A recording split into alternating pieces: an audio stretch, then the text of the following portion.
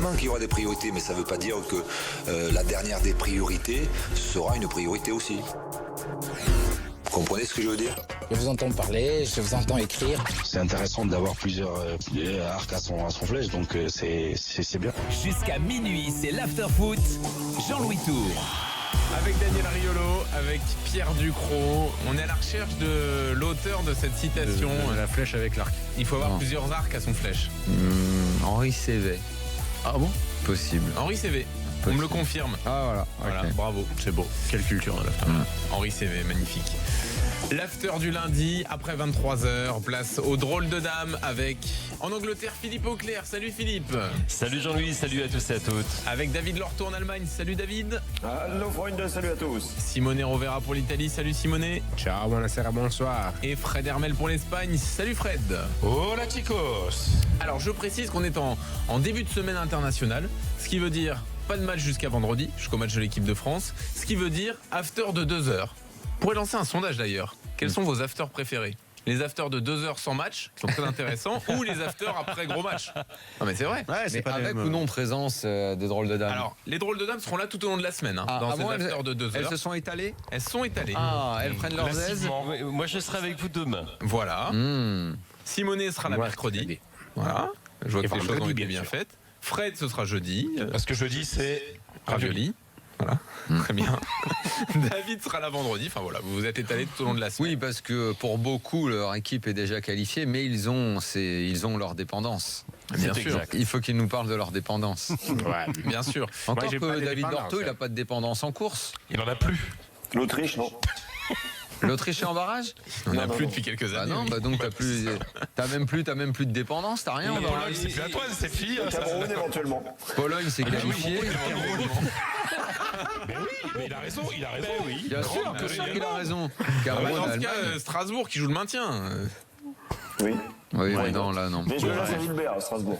Ah oui, c'est pour Gilbert. T'as raison. Que Philippe Auclair en dépendance, il en a 2. Irlande du Nord et R. Oui, Irlande du Nord, oui, absolument. Et voilà. l'Irlande aussi. Oui, enfin l'Irlande, c'est pas vraiment une dépendance. Si commence à parler de dépendance britannique, Oui, on enfin, va avoir des petits problèmes, mon lapin. On s'est un peu compris sur le sujet. Après, ailleurs. Après, il y a quelqu'un qui a la maison principale, pas de dépendance. J'ai mon bâtiment. Oui, toi, t'as la Ah, maison moi, principale. c'est la maison Toi, principale. oui. Oui, non, toi, t'as pas ta C'est résidence bon, secondaire. c'est- Toi, Avec toi, le c'est- barrage de c'est ta- l'Italie. Oui, toi, c'est ta maison. Alors, je précise aussi qu'il y D'ailleurs, aura... à qui est la Suède alors? Ah bah la Suède est indépendante. Ouais, mais qui prend Non, mais Ouais, il faut oui, qu'il y en ait oui, un mais- qui prenne. C'est bah, peut-être. C'est écoutez, plus les c'est gars, peut-être c'est- David Lorto. Hein. Mais non, je pense que ce serait plutôt à vous de Paris, Bernadotte, tout ça, Napoléon, non. Ouais, mais... Ouais. Il y a beaucoup de Suédois en première ligue, non? Ouais, mais c'est ce que j'allais dire. Moi. Quelques-uns. En plus, la dépendance, c'est dans quel championnat t'as le Charrier, plus hein. de joueurs, quoi. Ouais. Ben, Les Suédois, ils jouent beaucoup en Angleterre. Le Et- Suédois est populaire en Angleterre. on en a Le deux, Suédois se vend. Non, on en a deux, on a On leur a eu attaque. Ibra pendant longtemps. Hein. Ouais, mais il est plus là, il est en Angleterre aussi. Hein, Et il était dans notre groupe aussi. Bon, bref. on pourra en débattre. l'Italie et ciao la Bon, voilà. Alors, ça nous arrangerait. par ailleurs, je voulais juste vous annoncer quand même cette semaine, il y aurait une série d'after story autour du bouquin sur les entraîneurs révolutionnaires. Donc, il y aura le temps de décortiquer ce qu'ont fait certains grands maîtres du Il y jeu. aura sûrement bien ça là-dedans. Non, je ne crois pas. Oh non. Je ne crois pas. Daniel, Les mecs ont gagné. Hein. Voilà. Y a-t-il Herbert Chapman? C'est la seule question que je veux vous poser. Oui, évidemment. D'accord. Mais il y a Bielsa aussi. Hein. Et il y a Bielsa. Ah bon, voilà. Ah bon? Et Lenio Ouais, ouais. Herrera? Bah, Oui, évidemment, oui. ça va être sans surprise sur les noms. Ce qui est intéressant, c'est de réécouter les histoires de ces mecs-là. Je suis pas sûr qu'il y ait Bielsa. Mais oui, il y a Herrera, il y a Il Creuil, y a Creux, bien sûr. Il y a Lobanovski, Lobanovski, Rinus Bela Michels. Gutmann? Saki. Qui tu nous as dit, Philippe? Bela Gutmann? je ne crois pas. Ça, je sais pas. Bah, Gustave Seps. enfin, moi, en même temps, je dis ça, mais j'ai pas encore le livre. Ah oui, c'est alors, bien ça. Ouais, dépêche-toi. Hein. faudrait que je l'aie quand même le livre avant de pouvoir en parler. Bon, C'est écoutez, très bien. toute la semaine, même la semaine prochaine, hein, après les matchs de l'équipe de France. Ça va, pour on ces démarre, afters de on démarre 2 heures. mercredi, j'ai le temps. Non, Bah, tu sais, il y a tu plein de démarres gens qui demain. parlent de livres qu'ils n'ont jamais lu. Hein.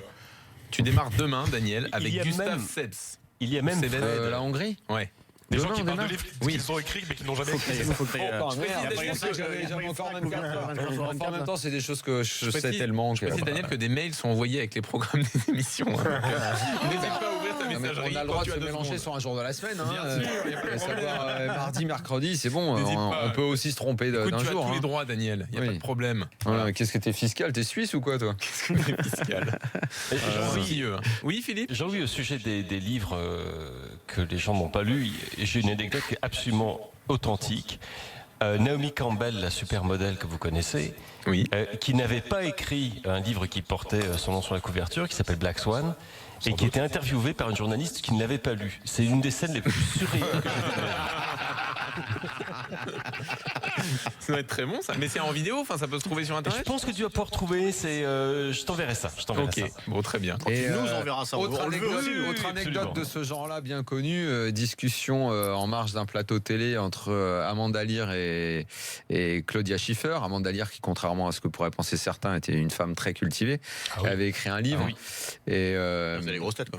et Claudia Schiffer lui a demandé: ah, votre livre formidable, qui vous l'a écrit? Et Amanda Lear, un petit peu choqué, il fait: mais c'est moi, mais vous, qui vous l'a lu? Très bon. Magnifique. Très bon. Bon, là-dessus, je pense que c'est le moment de commencer nos avis tranchés. Je sais pas, on était bien. Ça partait bien. Ça partait bien. Ah, mais on peut faire 1 heure à se raconter des histoires. Hein. Mais vous savez quel est l'un de mes premiers reportages? Vas-y. C'était quand j'étais jeune, pauvre, et que je faisais dans la presse un peu people. J'avais rencontré une fille dans le Pas-de-Calais. J'avais fait un reportage sur elle. Et quand elle avait 15 ans, elle avait... En fait, t'as découvert que c'était un homme. Ah, non, mais ça m'arrivait plus tard et puis j'étais fatigué. Mais... Et donc cette fille du Pas-de-Calais que j'ai rencontrée un peu par hasard, etc. Quand elle avait 15 ans, elle a eu une correspondante, tu sais. Tu vas une semaine en Allemagne, Oui, une chose comme ça. un correspondant. Ouais. Et puis quelques années plus tard, elle ouvre un magazine de mode, elle se rend compte que c'était Claudia Schiffer. La correspondante. Ah, la correspondante, pas C'est-à-dire que la t'as pas celle bah non, que t'as une t'intéresses. correspondante. Non, Claudia Schiffer, elle vient pas du Pas-de-Calais. Ah ouais, Ah ouais. incroyable, T'imagines ça. Ouais. Bah, tu sais que ça fait la même chose à, je sais pas, il y a peut-être un Anglais avec qui t'as correspondu, Fred, et voilà, maintenant c'est Fred Hermel, ton correspondant. Ouais, peut-être, ouais. Tu vas dire la même chose. Non, c'était plutôt des Allemands, nous, dans le Nord, tu sais, des souvenirs de l'époque. Ah, Bon. Lorto. Oh, bah écoute. Très bien. Qu'est-ce que vous entendez? Bon, on y va. Jingle au clair pour commencer. Attends. La main de Thierry Henry, c'est pas la main du diable également? Ah, vous avez ressorti celle-là parce que l'Irlande joue cette semaine. Oui, exactement. Eh oui. À mon avis, c'est le hasard. Mais Fred, casse pas les mécaniques. Oui, attends. Oh mon Dieu. Mais le hasard fait souvent bien les choses, tu sais. Exactement. Je me suis parmi de l'intervention de David Lorto. Hein. Mais bon. Bref. Alors Philippe, tu veux revenir sur le championnat qui s'est joué ce week-end? Oh, je ne vais pas dire qu'il s'est joué ce week-end, mais ce que je dirais, c'est que le championnat n'est maintenant plus à gagner, mais le championnat est à perdre. Et est à perdre pour Manchester City. Pas seulement à cause de la performance de Manchester City qui a battu Arsenal comme on s'y attendait, d'ailleurs peut-être moins largement qu'on s'y attendait. Moi, je m'attendais plutôt à un massacre des Gunners. Mais à ce qui s'est passé à Stamford Bridge hier soir, où j'ai eu la chance d'être avec les copains de SFR, et je dis la chance parce que j'ai assisté à un match que j'ai trouvé absolument magnifique. Au niveau du tempo, au niveau du scénario, moi au aussi, niveau ça de m'a bien l'engagement, plu. c'était vraiment chouette. Mais bon, tu regardes maintenant l'écart qui existe entre Manchester City et les autres. C'est pas Vincent, François, Paul et les autres, là c'est Pep et les autres. Et c'est carrément 8 points. Et 8 points à ce stade de la saison, aucun club anglais n'a jamais eu une telle avance après 11 journées. Ah oui? Non, jamais. Ah, Depuis que stat le que championnat est j'ignorais passé- complètement. Depuis que le championnat est passé à 20 équipes, hein, donc évidemment, mais tous les clubs généralement, enfin c'est pas généralement, les clubs qui ont eu 6 à 7 points d'avance à ce stade de la compétition, généralement le gagnent, mais on n'a jamais vu ça à ce stade de la compétition, un club dominer aussi outrageusement le championnat d'Angleterre. Et en fait, Chelsea, qui est maintenant à 9 points, a rendu un signalé service à Manchester City en battant Manchester United qui est à 8 points, tout comme Tottenham. Alors c'est vrai, il y a un gros peloton qui est groupé derrière, mais ils sont déjà largués. Ils sont déjà largués. Et ils sont largués à tout point de vue, au point de vue du jeu, des joueurs, de l'entraîneur, de tout, quoi. Oui, absolument. Et tu vois mal comment les choses pourraient évoluer énormément. Autant tu vois dans parfois certaines équipes, tu te dis bon, ils ont une série, c'est fantastique. Même le Chelsea l'année dernière, leur fameuse série de 13 matchs, 13 victoires consécutives. Il y a des moments où tu te disais c'est un peu comment ça tient cette histoire. Là par contre tu ne te poses pas vraiment de questions. Non, il y a trop de certitudes. Oui. Alors ils vont perdre à un moment ou un autre, ça va leur arriver. Pep Guardiola l'a rappelé que bon, c'était un championnat dans lequel l'histoire de finir invaincu, excusez-moi, une saison, je pense qu'on peut l'oublier dès à présent. Mais cela dit, ils sont partis sur un rythme que les autres, tout simplement, ne parviennent pas à suivre. Et donc, je pense en effet que c'est le week-end, la 11e journée sera l'une des journées sur lesquelles on reviendra en se disant, c'est aussi ce jour-là que s'est joué le titre. Et juste parce que de façon hebdomadaire, je le fais. Le joueur qui me plaît le plus au monde en ce moment est bien Kevin De Bruyne. Ça et lui, c'est en ce moment, je n'en vois pas des mieux que lui. Question sur ce match-là. En fonction du temps, c'est toi qui règles avec les réponses. Moi, je te pose des questions. City, on sait, on adore machin. Mais démarrer un match, Manchester City-Arsenal, donc il y en avait 2 grosses affiches en Première Ligue ce week-end, c'était une des 2. Mais autant l'autre me semblait indécise, autant celle-là avec donc Arsenal dans le titre, savoir comment le film allait se terminer, je me demande ce que ça veut dire de l'état d'Arsenal. Mine de rien, ça fait un petit moment que tu ne nous en parles plus. Je ne sais plus où en est l'état de la contestation, si elle existe encore. D'accord. Parce que le match a démarré et je crois qu'on devait être beaucoup. On a l'impression qu'Arsenal est vaincu d'avance. D'abord parce que leurs joueurs ne sont pas au niveau de ceux de City. Je comprends même pas comment cette équipe est composée. C'est une équipe qui a d'énormes moyens, une équipe historique en Angleterre, qui joue dans un stade refait à neuf somptueux. Et j'ai l'impression que en fait, ça ne s'arrange pas. C'est presque de pire en pire. Je ne sais plus qui joue, qui ne joue pas. Lacazette joue, ne joue plus. Giroud, ne joue plus du tout. Qui est l'avancante? Sanchez, qui devait partir, n'est pas parti, mais il n'est plus vraiment au niveau qu'on lui connaissait. Enfin, voilà, j'avais l'impression d'une équipe, pourtant une grosse équipe, vaincue d'avance. Alors normalement, ça n'est pas vaincu d'avance, une grosse équipe. Non, absolument. Et je partage totalement ton avis. C'est une des raisons pour lesquelles on parle très peu d'Arsenal. C'est qu'il n'y a rien qui se passe à Arsenal ou que fasse Arsenal. Mais la contestation, elle en est où? Celle dont on parlait beaucoup. Mais je pense que les gens sont, je crois que les gens sont usés. Je crois qu'elle est. Mais le truc, Philippe, j'étais dans un supporter anglais, c'est pas usé quand même. J'étais dans un tac arrière pour rejoindre Jérôme Sillon et Jérôme Rotten du côté de Chelsea. On devait se retrouver de bonne heure. Et le chauffeur de taxi, comme par hasard, il entend ma voix, il la reconnaît et il me dit: je suis abonné à Arsenal depuis 43 ans. 43 ans. Bon, il avait commencé tout petit, hein. Et il me dit: j'en peux plus, je ne peux plus parler. Je ne peux plus parler d'Arsenal, je ne peux plus parler de Wenger, j'en ai marre.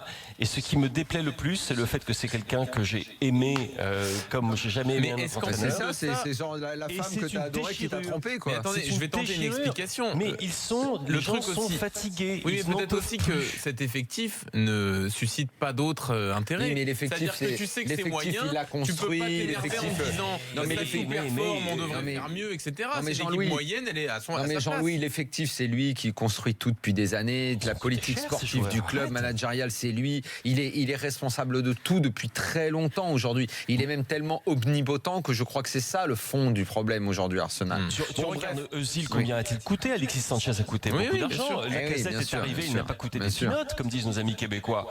Et tu peux continuer comme ça. Xhaka, qui est catastrophique en milieu de terrain pour Arsenal, il a coûté très très cher. Ce sont des joueurs.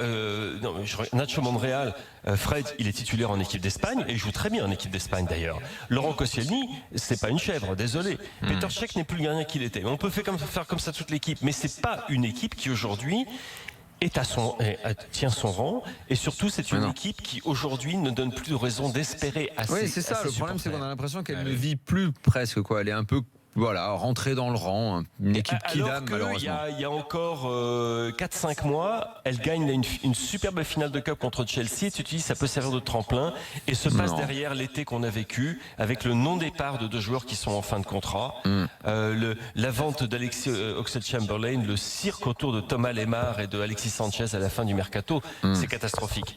Et là, il y a un moment des faits. C'est pour ça que je n'en parle plus, on en parle maintenant. C'est pour ça que je n'en parle plus, parce que ça me fait mal, parce qu'on connaît mes sympathies, bien évidemment, et qu'il faut être juste et franc et dire ce qui se passe, mais aussi tout simplement parce que le sort du championnat d'Angleterre se joue ailleurs, en dehors de la présence d'Arsenal. Alors, est-ce qu'on peut parler du deuxième choc? Est-ce qu'on a le temps pour Chelsea Manchester United qui était, allons-y, il faut en parler. L'autre match. Juste vite fait dans l'actu, Bilic viré à West Ham. Oui, et David Moyes qui arrive, ce qui ne ravit pas nécessairement mes copains supporters de West Ham. Mais ça, on aura le temps de repartir. Je suis désolé, moi j'avais pas l'impression, alors ça a duré depuis un petit moment, moi j'avais pas l'impression que les joueurs avaient lâché leur coach, quoi.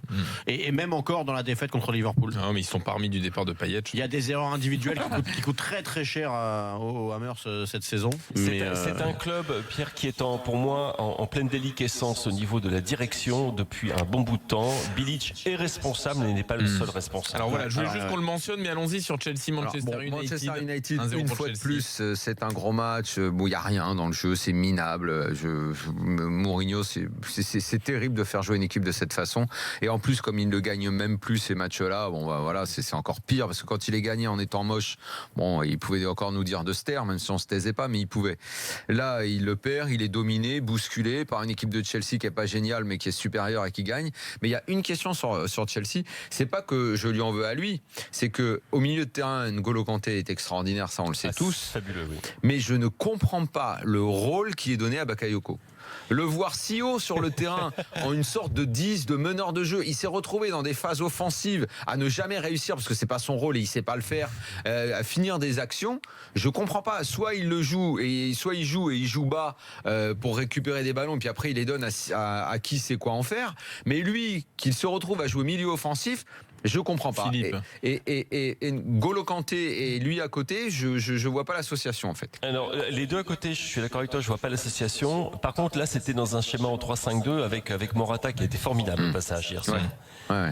Autant il avait été minable contre la AS Roma, là on a vu du très très bon Morata et on a vu un superbe Eden Hazard également.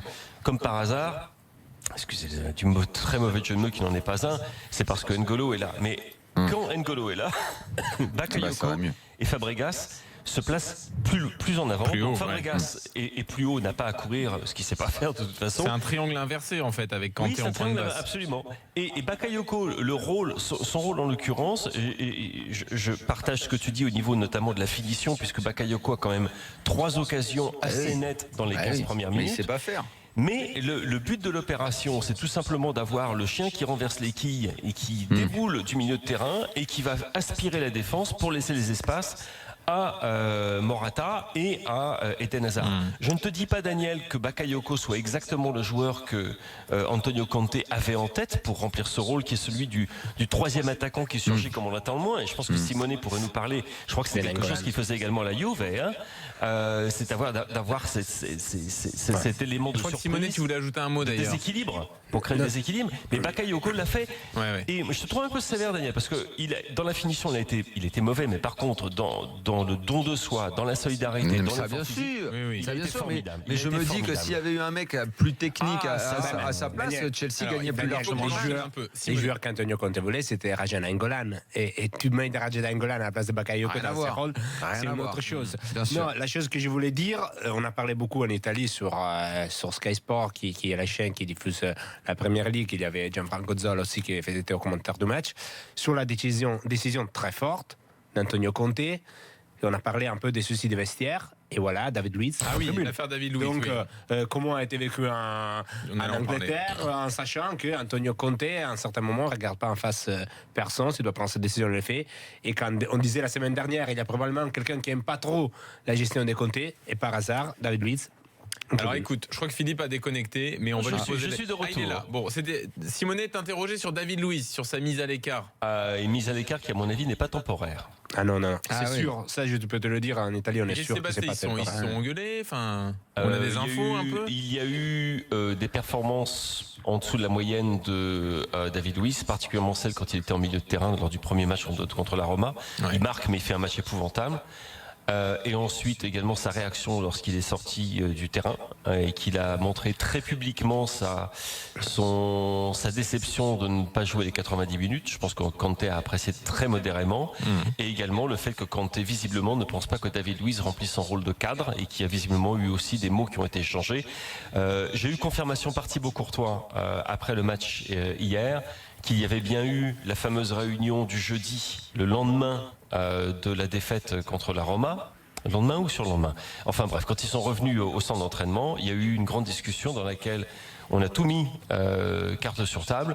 Et c'est à ce moment-là, je pense, que les choses ont craqué avec David Luiz. Donc oui, c'est une décision très forte. Et on ajoute, mais sans y lire trop nécessairement, le fait que Michael Emenalo, directeur sportif présent au club depuis 10 ans, a quitté le club. Oui. Est-ce de son plein gré pour rejoindre Monaco, comme je l'entends dire? Est-ce que c'est parce qu'il est victime d'une espèce de putsch de Antonio Conte? Il est encore trop tôt pour le dire, mais en tout cas, Chelsea, il y a toujours quelque chose qui se passe en coulisses. Et c'est intéressant à analyser, effectivement. Et le choix fort d'Antonio Conte a, heureusement pour lui, été validé par la victoire. Donc, il va peut-être avoir un match important, parce qu'il était sous pression.